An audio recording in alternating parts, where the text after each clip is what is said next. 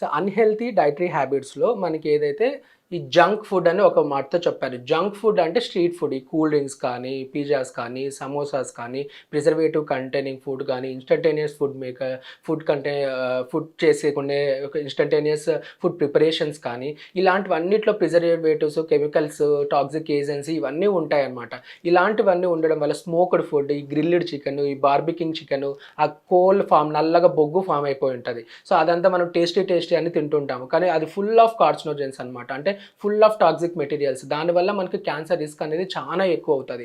So better అంటే even plastics use చేయడం వల్ల ప్లాస్టిక్ బాటిల్స్లో especially at extremes of temperature ఏంటంటే బాగా చిల్ అయిపోయి ఐస్ గడ్డగట్టిన ప్లాస్టిక్ బాటిల్లో ఉన్న నీరు, అలాగే బాగా వేడిగా ఉన్న నీళ్ళు ప్లాస్టిక్ బాటిల్లోకి వేసుకొని తాగకూడదు. ఎందుకంటే ఆ ప్లాస్టిక్ ఆ టైంలో హై టెంపరేచర్స్లో కానీ లో టెంపరేచర్స్లో కానీ ఆ కంటెంట్లోకి ఆ ఫుడ్ ఏదైతే ఉందో దాంట్లోకి ఎంటర్ అయిపోతుంది అనమాట.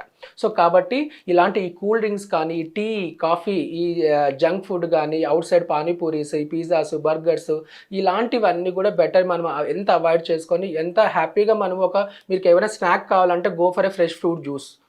ఒక టీ తాగే బదులు ఒక ఫ్రెష్ ఫ్రూట్ జ్యూస్. ఏదన్నా మనం సమోసా తినే బదులు మనకి ఫ్రూట్ బవెల్. ఇప్పుడు అవన్నీ ఇన్‌స్టంటేనియస్‌గా available fresh fruit bowl. So అలాంటివి మనం తీసుకోవడం వల్ల so more of protein diet తీసుకోవడం వల్ల మనకు దాంట్లో పాటు ఈ vegetable based, leafy vegetable based తీసుకోవడం వల్ల మనకేంటంటే చాలా వరకు ఈ క్యాన్సర్‌ని మనము కంట్రోల్ చేసుకోవచ్చు.